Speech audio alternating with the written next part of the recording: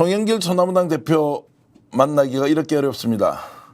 송 대표에게 문제가 있는 것이 아니라 지금 검찰이 기소한 재판이 오늘까지 무려 28번의 공판을 기록하고 있습니다. 이런 재판 여러분 보셨습니까? 송영길 대표를 통해서 현재 재판 과정에 어떤 문제가 있는지 먼저 좀 들어보고요. 그리고 지금 대한민국을 발칵 뒤집고 있는 여러 정치 현안이 있습니다. 노동부 장관 후보가 일제 식민지 치하에서 대한민국 국민은 일본인이었다라고 하는 발언 때문에 일파만파 파장이 그치질 않고 있습니다. 그리고 윤석열 대통령 오늘 한동훈 비대위원장과 만나기로 했던 30일 회동이 무산되고 말았습니다. 갈등이 심하다는 얘기겠죠. 이런 전반적인 상황과 지금 검찰 독재에 우리 국민들이 야당이 놀아나고 있는 것 아니냐라는 내용까지 오늘 송영길 대표와 직접 얘기 나누어 보겠습니다. 댓글로 많은 분들 이미 글을 올려주고 계시고요. 여러분 고맙습니다. 먼저 송영길 대표 환영하겠습니다. 어서 오십시오. 네, 안녕하십니까. 오늘 재판이 상당히 길어졌습니다. 늦어서 죄송합니다. 아닙니다. 아닙니다. 저희들이 증인 2명을 해서 빨리 끝날 줄 알았는데 네. 뭐 여러 가지 논란이 또 중간에 생겨가지고 네. 이정근 증인이 사실상 지금 논란이 되는 김영철 반부패 수사 2부장이 수사를 한 사건이거든요. 근데 사실 이 양반이 박우식이라는 사채업자와의 채권 채무 관계가 갑자기 알선수재죄로 변경이 된 것도 이상하고, 그것이 일반 형사부가 아니라 반부패 수사의 뭐 특수부가 그 사건을 가져간 것도 이상하고, 거기서 이와 아무 상관이 없는 돈봉투 사건, 즉 전당대회 사건 3만 개의 녹음 파일을 어떻게 입수했다는 것이냐. 오늘 집중적으로 그걸 가지고 네. 증인신문을 했는데 여러 가지 의심된 요소가 많습니다. 누가 그걸 그냥 임의로 제출하겠어요. 이건 명백한 별건 수사 위법 수집 증거다, 이렇게 우리가 주장하고 있습니다. 김영철 부장검사는 지금 이제 탄핵이 그렇습니다. 이제 탄핵 진행 과정에 있고 예. 국회 법사위에 이제 계류가 돼 있는 상황에서 그렇습니다. 이제 지금 청문회 과정을 거치고 있는데 청문회가 원활하게 진행되고는 있지 않습니다. 잘못하고 있어요. 김영철은 세 사람의 이해관계가 중첩돼 있어요. 네. 첫 번째는 변희재 대표가 말한 장시호와의 유착 관계를 통한 태블릿 PC2에 대한 증거 조작 혐의.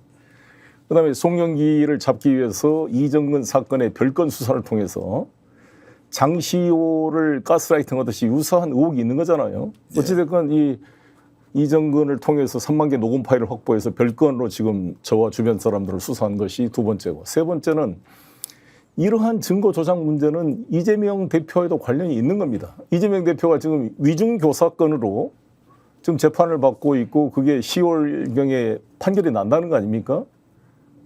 그러면 네. 이 이재명 대표의 위중교사 혐의하고는 비교가 안 되는 증거 조작 사건, 아예 장시호와의 사적 유착 관계를 통해 이재용을 잡기 위해서 아예 증언 연습까지 했다는 지금 진술이 나온 거잖아요. 이것은 비교가 안 되는 사건이기 때문에 이것을 정확히 밝혀내야 이재명 대표의 위중교사 사건이 상대적으로 비교가 될 거 아닙니까? 네. 그래서 이 세 사람의 이해관계가 다 겹쳐 있는 이 검사 탄핵 청문회를 왜 바보같이 3분의 1만 가지고 싸우냐 이거죠. 그러니까 저와 변희재가 말하는 태블릿 사건을 다 빼버리고, 그러니 김영철 청문회를 하더라도 제대로 된 증거가 부족하고, 그러니까 탄핵소추 의결도 못하고 있고, 네. 김영철 탄핵소추 청문회가 흐지부지 되니까 나머지 세 사람, 어미준, 강백신, 박상준 전부 지금 힘이 빠지고 있는 거 아닙니까? 네. 나는 그래서 정말 민주당이 왜 이런지 내가 이해를 못하겠어요. 혹시 이제 검찰을 상대로 탄핵까지 하려고 하니까 좀 겁이 나는 겁니까? 아니면 보수 언론에서 지금 이야기하듯이 민주당이 계속 탄핵하니까 피로감이 굉장히 많이 높아졌다. 아니 그것보다도 민주당이 송영길 사건을 외면하려고 그러니까 그런 거죠. 그다음에 네. 변희재 태블릿 PC 사건을 외면하려고 그런 거 아닙니까? 그 민주당 일부 의원들이 이 태블릿 PC 사건을 거론하게 되면은 박근혜 탄핵의 정당성에 훼손이 가지 않을까 그 염려하는 거 충분히 저도 이해를 합니다만, 그건 변희재 대표도 마찬가지고 모두 다 이거 사건은 윤석열 박근혜 탄핵에 대해서는 정당성은 다 인정되는 것이고, 네. 태블릿 PC 아니라도 K재단, 미르재단부터 시작해서 이재용, 승마, 정유라 건, 그다음에 이 서류 가방을 통해서 국정 개입을 한 건들이 다 있는 거잖아요.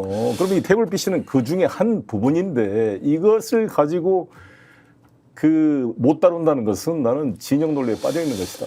박근혜 대통령이 탄핵됐을 때 탄핵 사유가 10가지가 있는데 그중에 한두 가지 정도가 조작이 되어서 증거 자체가 안 되는 것을 무리하게 기소하면서 단죄를 했다면 민주당이라면 민주주의를 신봉하는 국민이라면 그것은 새롭게 수정해서 교정을 해주는 게 맞습니까? 이미 탄핵을 받았기 때문에 그 문제를 얘기하는 것 자체가 탄핵을 인정하지 않는 것이다라고 몰고 가는 것이야말로 오히려 반민주적이다 이런 생각이 드는데요. 그렇습니다. 나는 박근혜 탄핵의 정당성은 충분히 입증됐고 탄핵은 정당했다고 생각이 드는데 형사 재판은 또 이 정치적 사법작용인 탄핵 재판과는 또 별개 아닙니까? 이거를 20년, 30년을 이 전직 여성 대통령을 구속시켜서 살게 해라고 그것도 증거를 조작해서 해라고 누가 우리가 동의해 줬냐고요. 네. 자기들이 한 거잖아요.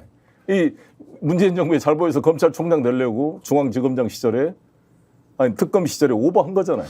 이 한동훈, 윤석열 이 조작 범죄 집단들이 이거를 조작해낸 거잖아요. 이거. 자, 여당 대표도 하셨고 또 뭐 정치 경력으로 보면 뭐 광역단체장까지 여러 차례 하셨는데 지금 민주당이 이 문제에 대해서 제가 아는 국회의원들과 얘기해 보면 충분히 다뤄볼 만하다. 이거 네. 이제 분리하더라도 국민들이 이해를 충분히 시킬 수 있는 것이지 이 부분에 대해서 우리가 오히려 의도적으로 회피하는 것은 민주당이 정당성을 잃는 것이다라는 분도 많거든요. 왜 지도부는 이런 정도를 과감하게 수용해서 정리할 거 정리하고 밀고 갈 거 밀고 가고 왜 이걸 못하는 겁니까? 그래서 이해를 못 하겠습니다. 이해를 내가 못하는. 이재명 대표 측에도 분명히 전달했어요. 예. 이 김영철은 합리적 보수인 변희재로 표현되는 그 태블릿 PC 문제를 일관되게 주장했던 세력과 또 돈봉투 사건으로 지금 별건 수사로 고통을 받고 있는 이 송영길과 이 주변 세력과 그다음에 위증교사 혐의로 고통을 받고 있는 이재명 이 세 사람 모두의 공동의 적이다. 이게 네. 이 김영철이가 그리고 김영철은 바로 한동훈의 오른팔이기 때문에 한동훈과의 공범 관계잖아요. 그 위에 윤석열이 있고 윤석열, 한동훈, 김영철 이 3자의 공범 관계의 증거 조작에 그 고구마 줄기를 잡을 수 있는 것인데 왜 이렇게 주춤거리고 차포 뛰고 이문정 검사 불러가지고 간접적인 거잖아요. 이문정 검사 불러서 일반적인 검사 이야기 들어봤자 무슨 임팩트가 있냐고요. 혹시 민주당이 송영길 대표에 대해서 좀 부담스러워하는 게 있습니까? 원래 한 몸이지 않습니까? 잠깐 이제 나와 있는 그게 것이고. 보이지 않습니까? 지금까지 그렇습니까? 제가 1년 반이 됐는데 민주당 당 대표부터 180명 국회의원 중에 누구 하나가 송영길에 대해서 단 한마디 공개적으로 최고위원 회의라든지 공개석상에서 옹호해 준 걸 본 적이 있는가요? 전 대표님 뭐 기사화된 걸 본 적이 있는가요? 아예 투명인간 측으로 언급을 안 하잖아요. 자, 그러면 이제 이것이 뭐 저는 좋습니다. 그럼 뭐 저 예. 개인에 대한 문제는 뭐 감수하고 제가 오히려 당에 부담이 되지 않겠다는 생각으로 제가 탈당한 거잖아요. 광야에 나와서 지금 싸우고 있는 거고. 근데 제 개인의 문제를 떠나서 이 김영철 검사를 탄핵해야 될 거 아닙니까? 누구보다도 아니 무슨 윤석열 탄핵을 하겠다고. 조국 혁신당 3년도 길다고 그랬던 사람들이 김영철 탄핵 하나 제대로 하는데 이거 사건 하나 제대로 거론도 하지 않고 말이죠. 무슨 지방선거 준비한다고 지금 자기 무슨 조직 관리할 때입니까 지금 이게? 오늘 나는 참 어이가 없습니다. 송영길 대표님 엊그제 방송도 제가 잘 보고 오늘도 이렇게 모시고 얘기 듣는데 뭐 일단 진도가 좀 많이 나는 면도 있는 것 같습니다. 이제 천천히 해보시죠. 뭐 3년 동안 3년이 끝내겠다고 했는데 지금 하지 않느냐라는 것은 이제 비판을 할 수 있지만 여러 가지 이제 현실 정치의 사정을 좀 고려해 봤을 때 뭐 스텝 바이 스텝으로 볼 수도 있고 또 그런 과정에서 저는 송영길 대표, 조국 대표, 이재명 대표가 어떤 식으로 손을 잡고 가야 되는 분이다라는 생각은 나는 항상 손잡자 그러는데 저쪽에서 갑인 사람들이 손을 안 내미는 거죠. 예. 저야. 그래서 이제 그런 과정이 이제 정치권 내에서 좀 원만하게 이루어지기를 바라는 국민들도 생각보다 많다 이런 생각 저는 이제 드리면서요. 뭐 그런 비판이 함께 가지 말자는 비판이 아니라 지금 현안을 놓고 우리가 논쟁을 할 때 이런 부분은 꼭 좀 챙겨봤으면 좋겠다라는 지적으로 제가 이해를 하고요. 지금 이제 탄핵에 대해서 지금 보수 언론 뭐 어저께는 또 대통령실에서도 이제 뭐 공무원들이 피로감이 뭐 상상 초월이다 이렇게 하면서 사실상 국가 운영을 막는 건 아니냐 야당이 이렇게 하면서 이제 소위 말하는 이제 여론전을 지금 펼치기 시작했습니다. 자, 이런 부분은 좀 어떻게 봐야 되겠습니까? 그렇죠. 같이 여론전을 싸우고 국민의 마음을 이렇게 같이 싸우는 것이죠. 그런 면에서 저는 우리 민주당이나 조국혁신당이 여당 의식을 버려라. 철저한 야당의 투사적 관점에서 서라. 그래서 저는 한동훈 이재명 한동훈 회담도 나는 반대다. 그리고 한동훈 지금 윤석열도 안 만나주는 한동훈 저렇게 거짓말하고 지가 3자 특검 하겠다는 친구가 이제 말도 바꾸고 김건희 수사 눈높이 안 맞다 그러더니 지금 김건희 무혐의 돼서 말 한마디보다는 이런 쫄보 같은 이런 당대표를 이재명 대표 180석의 압도적인 제1당 대표가 왜 만나주냐고요. 네. 제가 이재명 대표라면 한동훈 제3자 특검법 가져와. 그다음 김건희 수사에 대한 거 가져와. 주가 조작 저거 어떻게 할 거냐. 뭐 이런 최소한의 뭘 전제를 받아내고 만나야 되는 거 아닌가요? 나는 그렇게 생각합니다. 제가 요즘 검찰을 보면 이제 극단적 편향성을 드러내고 있는 이 검찰 수사. 김건희는 무조건 봐주기. 편향이 아니라 완전히 용역 집단이죠 이게. 그러니까요. 거의 애완견 수준으로 가고 있는 거잖아요. 국민들 이제 다 알게 됐습니다. 네, 네. 그럼 정치적 유불리에 따라서 보수 진영은 우리 편이니까 검찰 마음대로 해서 상대 죽여 이렇게 해서 네. 이제 박수 치는 거고 네, 네. 그렇지 않은 절대 다수의 국민은 검찰을 믿을 수가 없다. 신뢰 완전 파괴해버렸다. 네, 네. 그래서 검찰을 개혁할 것이 아니라 검찰을 해체하는 것 외에는 그렇습니다. 다른 길이 없다라고 그렇습니다. 가는데도 예. 검찰 조직은 눈 하나 깜짝하지 않고요. 네. 똑같이 가면서 심지어 문재인 대통령 부부를 압수수색 해버립니다. 네, 네. 자, 이런 검찰의 형태를 우리가 어떻게 이해해야 하느냐. 아니 당연히 오히려 검찰이 지금 약하게 하고 있는 거 아니에요? 거꾸로 생각해 보십시오. 그 문재인 정부 때 윤석열 한동훈 검찰이요. 이명박 박근혜 구속시켰죠. 200여 명을 구속시켰다는 거 아닙니까? 지금. 5명이 자살하고. 그런 사람들이에요. 이 한동훈 윤석열이. 그러니까 여야 정치권 어느 편에 서서 용역 깡패처럼 칼잡이 노를 해주고 돈 챙기는 용역 깡패하고 똑같은 거잖아요. 자기 권력을 챙기고. 거의 범죄 집단이라고. 그러니까 이거를 정상적인 국가라고 생각하면 안 된다 이겁니다. 그래서 저는 우리 국회의원 되신 분들이 정상적인 민주공화국의 뭐 국회의원 내 교섭, 뭐 대표당 간에 뭐 난 축하난 받고 이런 마인드로 할 게 아니라 이거는 완전히 제2의 조선 총독부 같은 국가를 팔아먹는 범죄 집단과의 지금 제2의 독립 전쟁을 한다는 각오로 싸워야지. 여기서 그냥 같이 가서 악수하고 무슨 뭐 회담하고 이럴 때가 아니다. 저는 이렇게 보는 거죠. 그러면 윤석열 검사 체제는 문재인 정부 때나 지금 현재 윤석열 정부 때나 검찰은 바뀐 게 하나도 없고. 그렇죠. 우리 눈에 이용한 거죠. 양 정치 세력들을 이용해서 실제 검찰이 권력을 장악하는 초유의 검찰 쿠데타 정권이 만들어진 거 아닙니까? 그럼 그 이전은 어떻게 봐야 됩니까? 박근혜 정부 이전이나 이제 우리가 그 보통 이전에 사실상 우리가 육법당이라고 그랬잖아요. 전두환이 5.18로 이 총칼로 군인들 육사 세력과 서울법대 세력이 합해가지고 만들어진 게 육법당이었잖아요. 그러니까 서울법대 출신의 김기춘 이 비서실장이 사실상 젊은 검사로 유신헌법을 초안하고 소위 군사독재 세력을 합법화시켜주는 다 그런 짓거리를 했잖아요. 판검사하면서 그때 군사 세력에 그 기생하면서. 그러다 민주화가 돼서 군부 세력 하나가 해체되고 군부의 개입, 기무사가 개입이 중단되니까 이제 검찰 권력이 남았어요. 검찰이 오히려 군을 지휘하고 지금 김용현을 통해서 충암고등학교 인맥을 통해서 이 검찰 쿠데타 세력이 군을 지휘하는 이제 역전되는 이런 이 검찰 이 범죄 정권이 들어서게 된 거죠.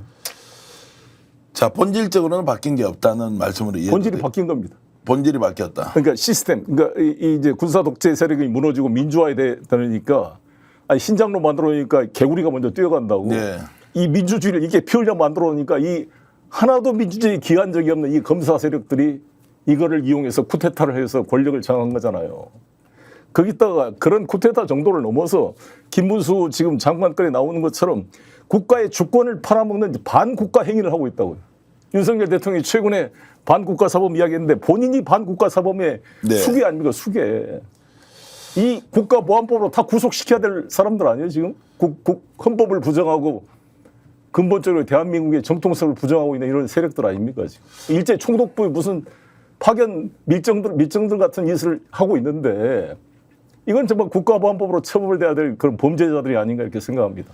오늘 정인기 대표님은 이렇게 열정적인 말씀 들으면서 우리 댓글 보내주시는 많은 분들이 용역 깡패 비유 딱이다라고 시크한 찐호님 글 주셨고요. 윌리윌리님 좋은 말씀 주셨습니다. 몰쟁이님도 절절히 맞는 말씀이다. 송 대표님 정확한 지적입니다. 이런 말씀 주셨는데 슈퍼챗도 또 보내주신 분이 계십니다. 오늘 여러분 슈퍼챗 좀 많이 보내주십시오.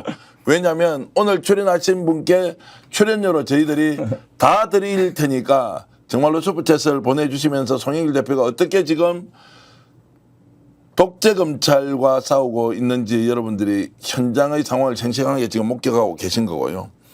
자, 이런 이제 검찰을 국민들은 절대 신뢰하지 않는 지경이 되었으나 이들은 자신들이 움직이고 있는 이 메커니즘에서 벗어나지 않고 정조준한 사람은 끝까지 죽을 때까지 지금 파고드는 거지 않습니까? 이거 멈출 가능성 없는 것이죠. 그럼 통제하는 방법은 뭡니까? 탄핵밖에 없는. 아니 지금은 너무나 싸우기가 좋은 조건인 게 전두환 506국 때는 저는 영장도 없이 체포돼가지고 남산 지하실에 한 달 동안 뚫게 맞았습니다. 우리 아버지 엄마가 어디 구속된지도 몰랐어요. 네. 그런 각오로 전두환이를 몰아냈습니다. 그것도 20대 학생이었던 제가 저희 신분에 왜 못합니까 지금? 지금 국회의원 180명 누가 구속된 사람이 있습니까? 뭐 잡아다가 고문을 합니까? 박종철 열사 대공보안실에서 물고문대다 죽었잖아요. 이한열 네. 열사 철탄 맞아 죽었어요. 수많은 사람이 할복하고 분신해 죽었습니다. 김세진, 이재호 열사를 비롯해서. 그 어린 20대 학생들이 지금 국회의원들 저를 비롯해서 40, 50대, 60대 살 만큼 살았어요. 뭐가 겁이 나서 지금 잡아다가 무슨 구속밖에 더 시키냐고요. 모든 국회의원들 전부 감옥 갈 생각으로 싸우자 이거죠 저는. 네. 지금 한가하게 지금 국회에 앉아가지고 뭐 친목질하고 뭐 상임위 가지고 뭐 화장실 앞에 내 왜 당사 만들었냐고 싸울 때가 아니라 천막당사 치자고요 저기다가 용산 앞에다가. 그럴 각오로 싸워야 되는 거 아닙니까? 박근혜도 천막당사 가지고 싸웠어요. 좀 역량이 없어진 겁니까? 아니면 의지가 투쟁 의지가 없는 거죠. 투쟁 의지가 없다. 적당히 생계형 정치 금방 됩니다. 국회의원 예. 마치 다른 순간 얼굴 표정이 다르잖아요. 우리 유튜브 분들 아실 거예요. 전당대회 딱 하고 나니까 지금 딱 당선될 때와 된 표정이 어떻습니까? 모두가 그래요. 민주당이 제대로 일 안 한다 이렇게 할 수 있지만 대표님이야 과거에 이제 당 대표도 하셨고 했으니까 거기에서 이제 중진 의원으로서 비슷한 위치에 있었기 때문에 이런 국회의원들이 제 역할을 하지 않는데 일정하게 책임도 있는 거 아니냐라는 질문을 할 수 있지 않습니까? 책임이가 그럼 저한테 그럴 거 아니야. 송영길 너는 임마 잘 나갈 때 뭐 했어 당대표한테. 예. 반성합니다. 그래서 지금 고생하고 있는 거잖아요. 예. 반성하고 존재가 의식을 규정한다고 제가 이렇게 있어 보니까 내 자신을 돌이켜 보면서 생계형 정치하지 말자라고 저도 이렇게 저를 가다놓고 있는 거죠. 근데 실제로 생계형 정치를 하신 적이 없습니다. 송 대표님이 어떻게 살아왔는지 아는 분들은 다 알고 계시죠. 생계형 정치 해본 적 없고 그리고 세비 받는 거 일정 비율을 늘 사회에 기부했다는 거 아시고요. 그리고 집을 한 번도 직접 구입을 해본 적이 없습니다. 평생 전세 살면서 나라와 민족과 역사를 위해서 온몸을 던지겠다는 그 약속 실천하고 있는 건지 알고 있지만 어찌됐든 그 당시에도 가능한 한 국회에서는 제도 안에서 법률과 규범 안에서 협상과 뭔가 협력을 통해서 새로운 걸 만들어 가자는 것이 우리가 이해하는 정책의 교과서적인 접근이었지 않습니까?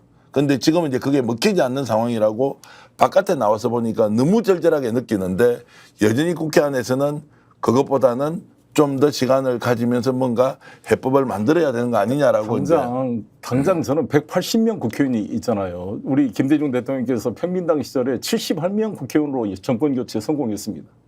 국회의원 숫자가 정권 교체를 담보해 주는 게 아니잖아요. 네. 저는 180명 국회의원이면 이재명 당대표께서 이렇게 한다 봐요. 최소한 2명씩 당직을 세우더라도 90일을 할 수 있잖아요. 세 달에 한 번씩 당직 쓰는 거 왜 못합니까? 네. 24시간. 그래서 민주당 당사에 가면 언제든지 현역 국회의원을 만나서 내 억울한 점을 호소할 수 있다. 제보를 할 수 있다. 억울한 점. 검사의 범죄 행위에 대해서 또 자기가 억울한 걸 당해서 내가 하소연할 수 있다. 이렇게 24시간 민주당 민원실을 열어놓는 저는 정당이 됐으면 좋겠다는 거죠. 네. 나는 인력이 없고 소나무다간 국회의원이 한 명도 없으니까 못하고 있지만 그럼에도 불구하고 제가 지금 거리를 찾아다니면서 코로나 백신 피해자라든지 여러 가지 아도 사기 피해자들 이런 사람들 이야기를 들어주고 다니고 있어요. 그런데 저도 국회의원 만나기가 힘들거든요. 전화하기도 힘들고. 혹시 이재명 당대표나 민주당 지도부가 이제 이런 상황에 대해서 당사자이기도 하고 지금 수사를 받고 재판을 받고 있으니 여기에 대한 부담 하나. 두 번째는 잠깐 말씀드렸지만 보수 언론을 비롯한 보수 진영 내에서 지속적으로 민주당이 정권의 발목을 잡고 탄핵이라는 걸 가지고 정치를 혼란하게 만든다는 이런 여론의 일부 공격 이런 것들이 섞여서 오히려 행동에 직접 나서는데 주저하는 것은 아닌가 이런 질문을 드리면 어떻습니까? 그런 일은 항상 있어왔고요. 예, 예. 그러다가 망한 거니까. 그러니까요. 예. 그렇게 떠든 사람은 나더라 그러고 어차피 국정의 책임은 여당이 갖는 거 아닙니까? 예. 그래서 금투세 연기하자는 것도 윤석열 정부 때 세금 올리지 말자. 세금 보호하지 말자. 윤석열 정부 돈 맡겨놨더니 국가 재정 파탄했다가 그 돈 가지고 쓸데없는 해외여행 다니고 대전 엑스포 유치하는데 뭐 5,700을 써가지고 다 실패했다는 거 아닙니까? 부산 엑스포. 예, 예. 왜 윤석열 정부한테 그걸 우리가 도와줄 필요가 뭐 예. 있어요? 지금 결국 이제 전면전의 상황을 있는 그대로 받아들이면서 이제 민주당이 민주당 역할을 하는 것은 전면적인 이제 투쟁밖에 없다 이렇게 이제 말씀을 하신 걸로 이해를 하겠습니다. 그렇습니다. 그러면 소소의 국회의원들이라도 엊그제 이제 그 어디입니까 대금에 가서 지금 이제 기자회견을 할 때 명부배 관련해서 거기에는 김준혁 뭐 의원도 있었던 것 같고 또 강덕구 의원도 함께 나온 것 같고 두 분 오셨어요. 예. 그러니까 그렇게 해서 하는데 두 분 오는 것도 너무 적게 온 거고. 예. 좀 이렇게 좀 끌어내어서 뭐 180명 전체는 아니라고 하더라도 그래도 좀 몇 분 이렇게 같이 나서서 그렇습니다. 할 분들은 아니, 스크럼을 우선 짜는 게 중요한 것 아니냐. 그렇죠. 180석이 넘는데 이렇게 움직이지 않을까. 예. 거리에서 안 보이고. 이 상태로 가면 계속 움직이지 않을 것 같습니까? 아니면 뭔가 도화선이 생기면 적극적으로 움직입니까? 어떨 것 같습니까? 그러니까 일단 국회의원은 당선되는 순간 4년 예. 동안 헌법기관의 임기가 보장되기 때문에 네. 일단 마음이 그 원내하고 좀 달라지게 되는 거죠. 예. 거기서 안주하고 그냥 그러니까 나는 국회의원이 딱 되는 순간 4년 임기 동안에 재선되려고 3선되려고 지역구 관리하고 이런 거 활동하고 일상적인 국회의원 활동하다 보면 저는 윤석열 정권과 싸우기 어렵다, 이기기 어렵다 이렇게 봅니다. 예. 딱 임기 4년만 할 생각을 각오를 하고 싸워 이겨야죠. 근데 국민들도 지금은 이제 국회를 좀 지켜보고 있는 쪽이지 국회 이런 식으로 하라고 표를 준 게 아닌데요. 국민들도 지금은 피로감이 높아지는 것은 탄핵에 대한 피로감이 아니라 그렇습니다. 왜 제대로 싸우지 않느냐. 뭔가 좀 결단을 내려서 조치를 해야 되는 거 아니냐라고 지속적으로 좀 압박을 넣고 움직여야 있는 된다고. 상황이다. 예를 들어서 지난번에 장시호 사건도 장시호 그 김영철 검사한테 제대로 그 서울구치소에 출장 기록들이 안 나오니까 네. 그 쫓아가니까 좀 또 나오잖아요. 예, 예. 움직여야 된다고요. 예. 앉아가지고 계속 신문 기사나 분석해가지고 국회에서 청문회장에서 그냥 몇 마디 질문한 것으로 멈추어서는 안 된다는 거죠. 지금 그러니까 예를 들어서 지금 태블릿 PC 사건도 그렇잖아요. 변희재 대표나 강진구 기자나 뉴탐사 기자 이런 분들이 발로 뛰어가지고 다 자료 만들어줘도 잘 소화를 못 하잖아요. 네, 국회의원들이. 국회의원들이 1차 자료를 갖고 자신이 뛰어야죠, 몸으로.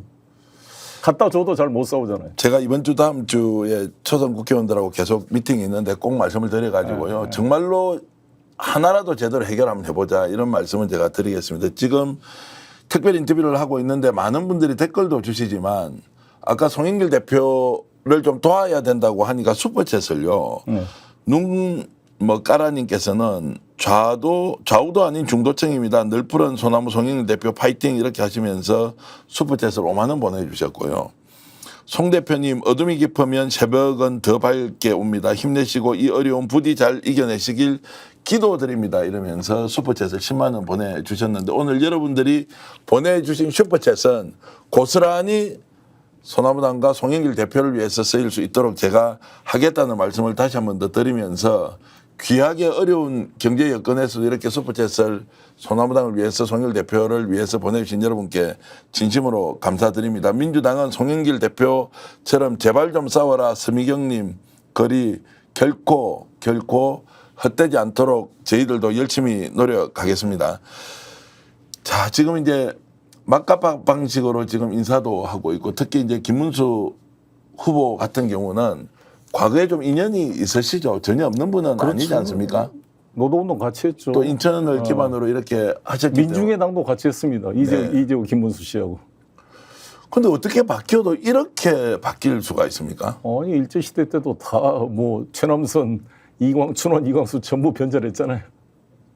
그러니까 심리적으로 제가 이제 이해를 좀 못하겠는 게 어떤 상황이 그때는 너무나 큰 억압이 오거나 아니면 뭐 엄청난 혜택을 준다거나 변절할 수밖에 없는 상황까지 그런 것 같아요. 그러니까 진정으로 이 우리 서민들의 눈물을 닦아주고 이 역사와 민중에 대한 애정의 기초에서 학생운동, 노동운동을 했느냐, 네. 아니면 자기 과시욕, 권력욕, 지배욕으로 했느냐. 그런 권력욕을 이를 동기로 움직였던 것은 좌든 우든 비슷하거든요. 히틀러나 스탈린이나 비슷한 것처럼.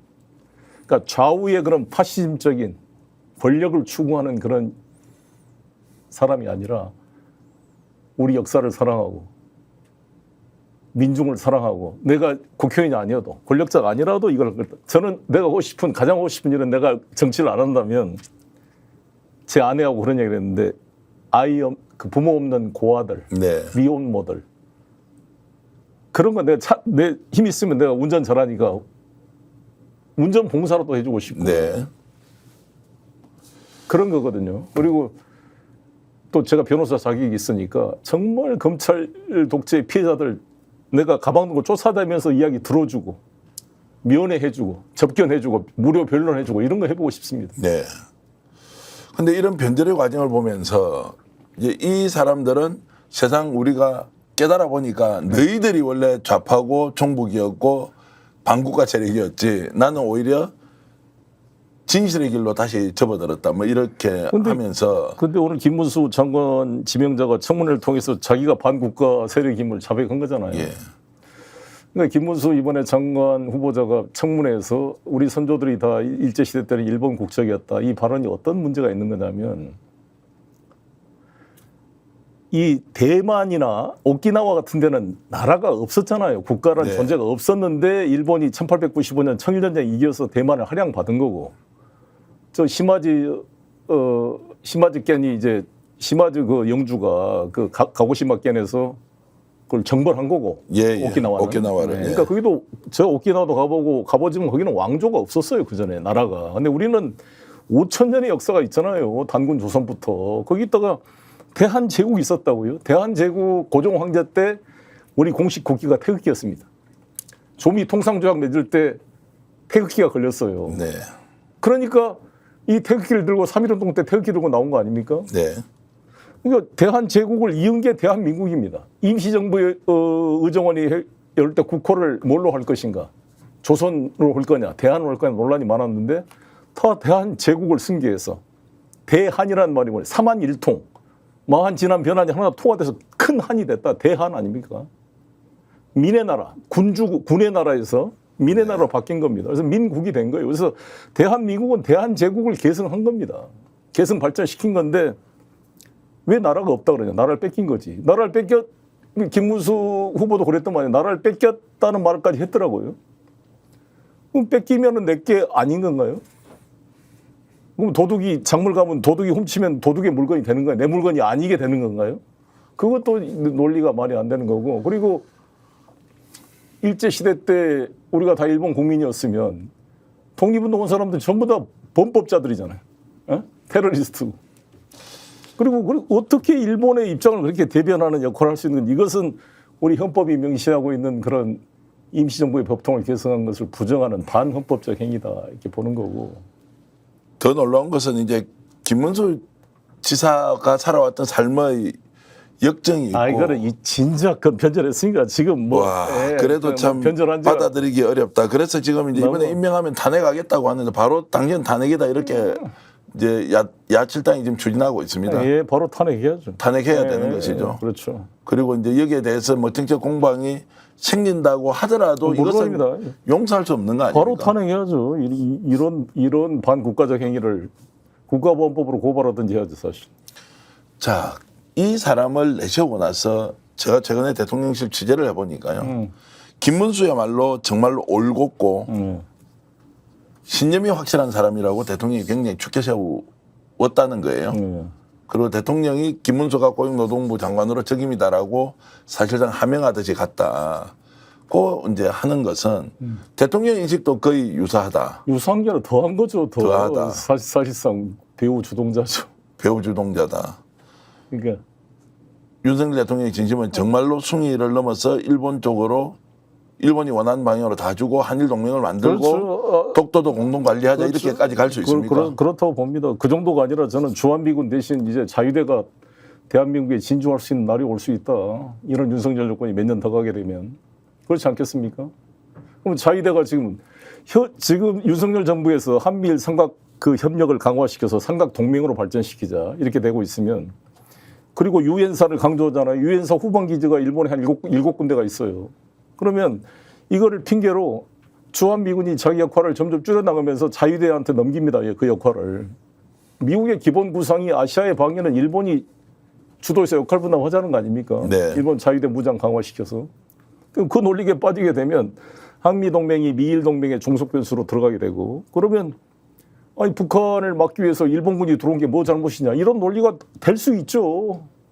지금 하는 거 보면 지금 윤석열 정부와 그 주변 세력들 논리 보면 아니 북한 공산당 맞는데 일본 자유되면 어떠냐. 이렇게 반발하고 있는데도 이번에 기시다가 한국 방문할 것 그렇죠. 같습니까? 기시다 내리못에 그만둘 사람이 지금 오는 거잖아요. 아니, 온다고 했는데 날짜가 확정되지 않은 것은 이런 여론이나 이런 상황을 좀 보는 것이고 만약에 방한한다고 하면 난리 날 것 같은데요. 글쎄요. 거의 뭐 여기서 다른 선물까지 일본을 위해서 뭔가 갖다 바친다? 그러면 국민들이 이것은 정말로 물러서더라도 더 이상 용납할 수 없는 상황. 일본은 윤석열 정권 있는 동안에 최대한 수건이었던 문제들 다 해결하자. 예. 위안부 문제, 강제징원 동원 문제, 뭐 소녀상 철거 문제, 독도 문제, 그다음에 일본 자유대 진출 문제 이런 건 아마 싹 이 천재 이루의 기회를 활용하려고 아마 최선을 다할 것 같습니다. 용산에서는 왜 독도 계단 가지고 야당이 또 일본 가지고 정쟁화한다 이러면서 강력하게 반발하고 있다 이런 보도가 있습니다. 그 방귀 낀 놈이 썩는다고요. 네. 지금 사고 쳐놓고 국민들한테 되레 욕을 하는 형국인데 저렇게 이제 반발을 하는 이런 액션을 취하는 건 또 뭡니까? 그렇죠. 원래 죄진 놈이 화낸다고 그런 거겠죠. 그 국민의힘이 주도하고 있는 경상북도 도의회가 매년 독도를 방문하고 무슨 독도의 날 행사를 했어요. 아마 네. 그게 다 중단됐을 거예요, 아마. 한 2년 됐습니다. 네. 중단됐고요. 중단됐죠. 그 독도 뭐 핵 오염수 이렇게 주장하는 그 야당 의원들을 오히려 막 제명결의 징계하고 막 그런 데도 있었잖아요. 그 경북 외관 같은 데는 칠곡이 호국 중정의 이제 도시라고 안동은 어떻습니까? 우리나라 문화의 수도인데다가 독립운동의 상징 거기에 독립기념관이 지금 독립운동기념관이 있지 않습니까?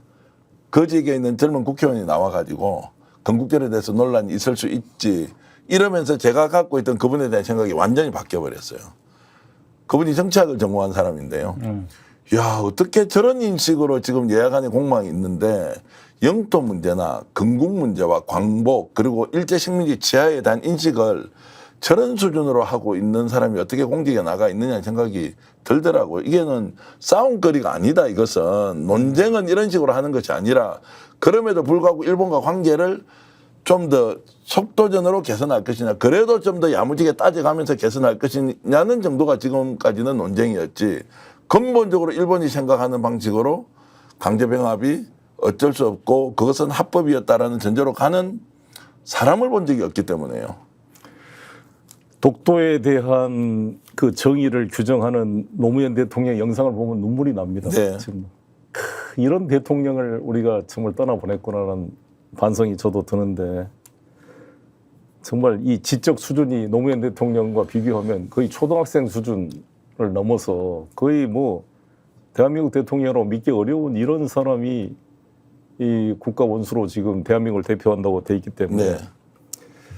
이미 이 사람은 헌법을 위반하고 있다. 자, 본인 생각부터 시작해서 모든 발언이 사실 우리 국가를 보위할 그런 자세가 안 돼 있는 거잖아요. 국가 지금 독도가 우리 한반도 영토인데 거기에 대한 국가 주권에 대한 이런 그리고 제가 계속 강조하지만 건국절 논란 가지고 1948년 8월 15일 날 나라가 됐다 그러면 북한이하고 똑같은 거예요. 북한이 그 적극 동조하거든요. 북한은 임시정부를 부정합니다. 그렇지 않겠어요? 네.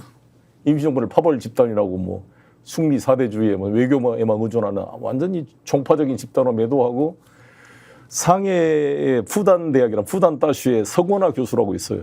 이 한국 독립운동서 전문가고 저도 푸단 대학에서 특강을 하면서 그 교수님하고 만나 식사도 했는데 서건화 교수 이야기를 들어보면 상해 임시정부에 북한 쪽에서 한 번도 방문한 적이 없대요. 우리 중국에 지금 9군데 우리 임시정부가 있잖아요. 마지막 중경 네, 임시정부까지. 제가 문재인 대통령 모시고 거기를 중경 임시정부를 다녀왔습니다만 북한은 임시정부를 방문 안 해요. 북한 관리들이. 다 부정하고 있습니다. 북한하고 똑같은 거지. 윤석열 정부의 입장이. 근데 조선일보는 뭐라 그러냐 또 이걸 가지고 북한도 부정하는 것을 왜 민주당이 주장? 이럴 때는 또 북한 편을 들어서.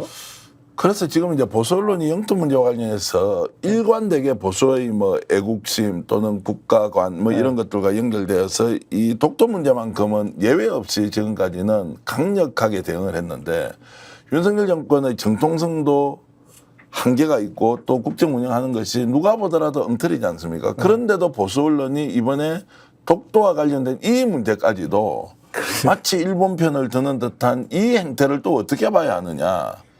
아니 김일성이 서울에 들어오니까 조선일보에서 인민군 뭐 만세 이렇게 막 호해를 냈다는 거 아닙니까? 예. 그게 뭐 자기들 편집진이 한 것이 아니다 이렇게 변명하고 있지만 권력이 중요한 거죠. 뭐 일본이 지배하면 천황폐하 만세하는 거고 김일성이 지배하면 김일성 수령 만세하는 거고 그냥 누가 총을 들고 있고 생사여탈권을 가지고 있냐에 따라 용비어천가를 부르는 세력들이고 진정한 애국 세력은 일본 일제가 싸우더라도 우리 독립운동가들이 그때 어떻게 정말 세계 최강의 관동군하고 싸울 의지가 나왔겠어요. 지금 생각해보면 독립운동이 당연한 게 아니었구나.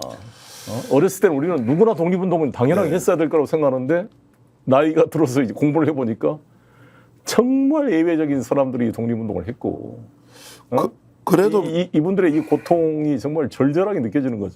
그래도 미안해서 독립운동 했던 분들 덕분에 나라를 되찾고 우리가 이게 태어나서 밥도 먹고 살고 직장도 구해서 대한민국을 이렇게 좋은 나라로 만들었다고 생각을 하는데 그것은 일본이 아니라 우리 국민들이 우리 민중들이 다 만들어 놓은 것인데 아니 진보다 뭐 개혁이다 이렇게 지칭되는 분들이 애국심보다는 인간의 자유, 인권 진장 이런 쪽으로 계속 주창을 해오고 오히려 보수는 애국심이 필요하다, 국가관이 필요하다, 너무 갑자기 바꾸려고 하지 마라, 대한민국 역사와 전통을 부정하지 마라 너희들이 과거에 저는 그런 이야기를 많이 들었던 것 같은데 지금은 정반대로 소위 말하는 민주, 진보, 개혁 진영에 있는 사람들이 애국심을 강조하고 국가관을 강조하고 야 너희들 이러면 나라 다 망쳐 나라를 왜 거들래 라고 하면서 오히려 정통보수가 해야 될 일을 대신해주고 있는 상황이 서글픔을 넘어서서 정말로 우리 대한민국이 어디로 가고 있는지 한탄을 할 수밖에 없는 상황이다 이런 생각이 좀 듭니다. 여기서 우리 스픽스 독자들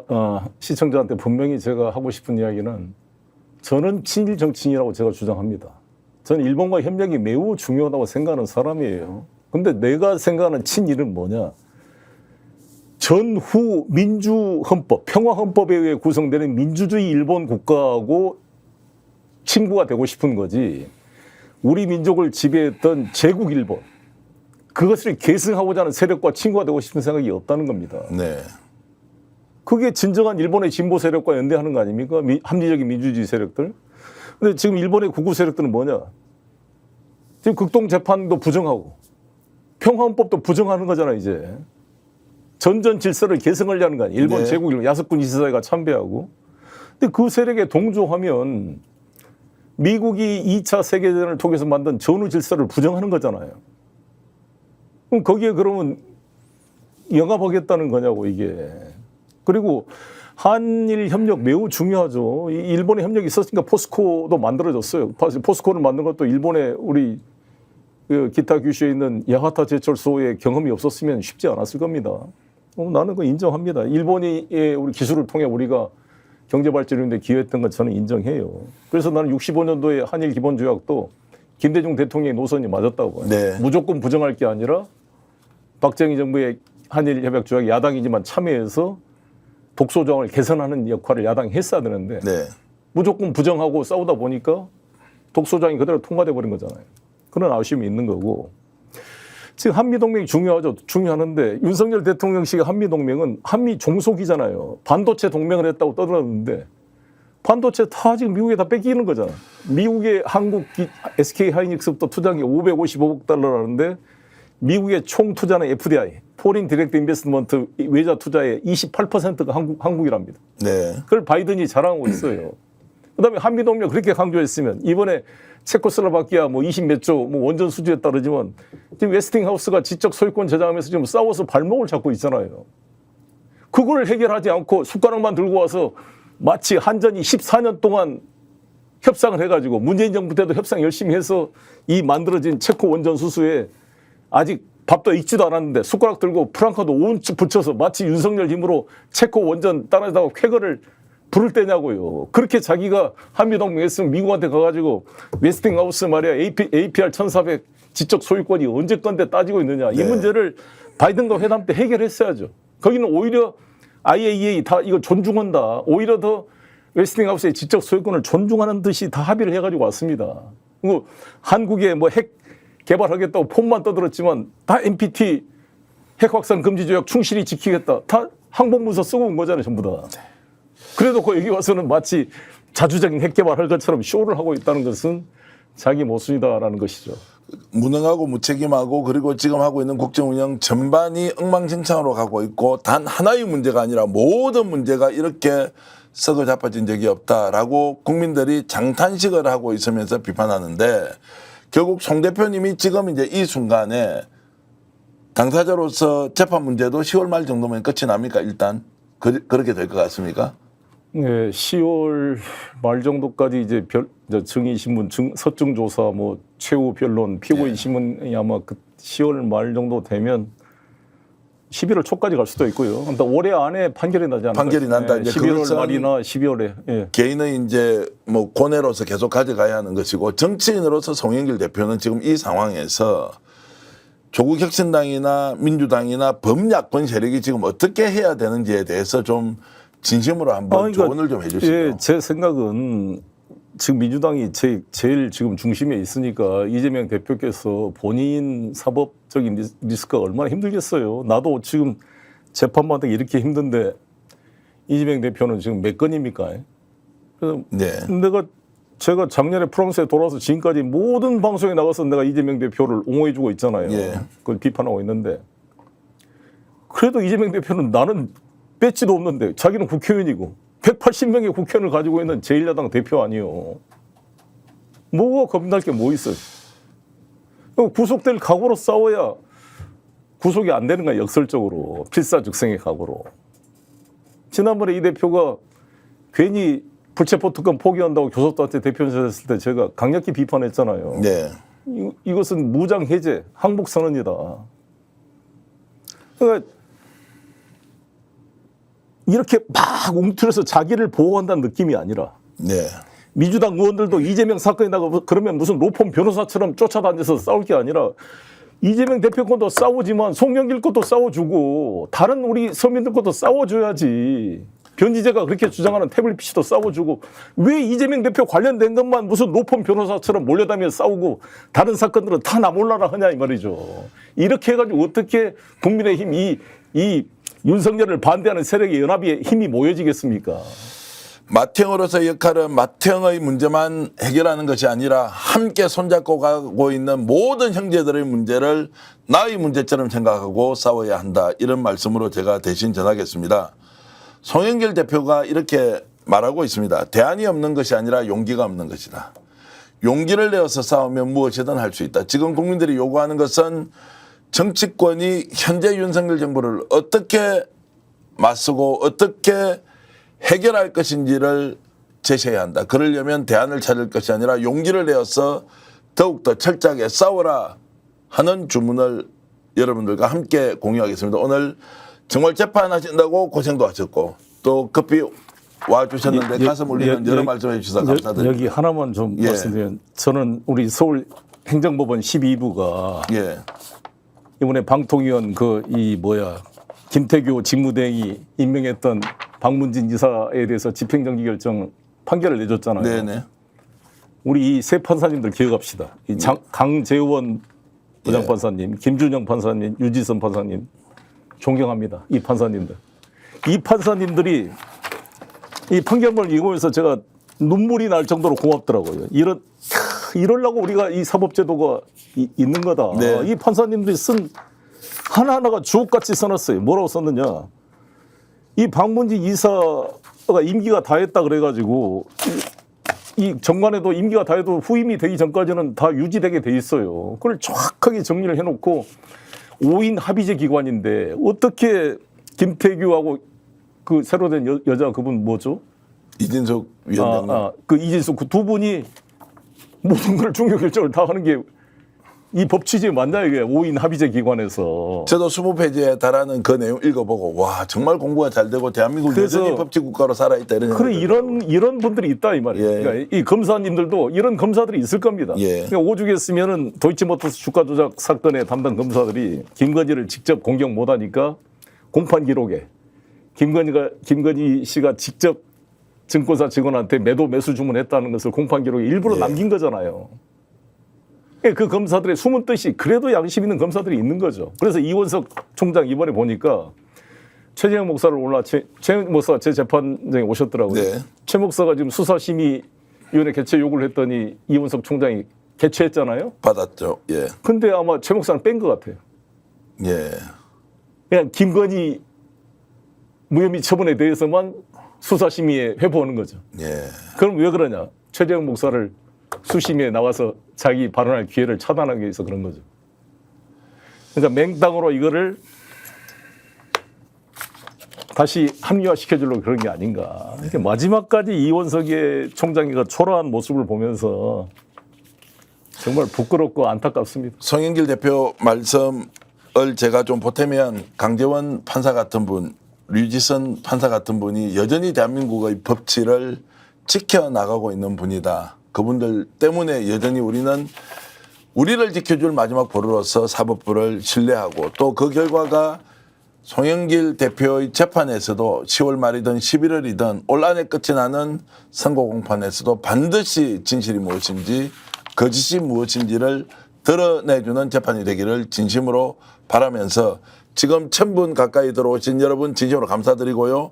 좋아요, 구독은 저희들에게 큰 힘이 되고요. 그리고 늘 이렇게 응원해 주신 덕분에 지금 96만, 97만을 향해서 스픽스가 달려가고 있습니다. 송영길 대표가 하는 정치가 대한민국을 발전시키고 조국 대표가 하는 정치가 이재명 대표가 하는 정치가 대한민국을 발전시켜서 견제와 균형의 원리가 작동되고 결과적으로 대한민국 국민이 더 행복하고 아름답게 살 수 있는 그 길을 정치가 열어주기를 진심으로 바라겠습니다. 저희들이 내보내는 광고 정성스럽게 만들었으니 여러분 필요하시면 꼭 애용해 주시길 부탁드리겠습니다. 오늘 생방송 이렇게 와주셔서 감사드리고요. 시청해 주신 여러분께도 인사드리겠습니다. 고맙습니다.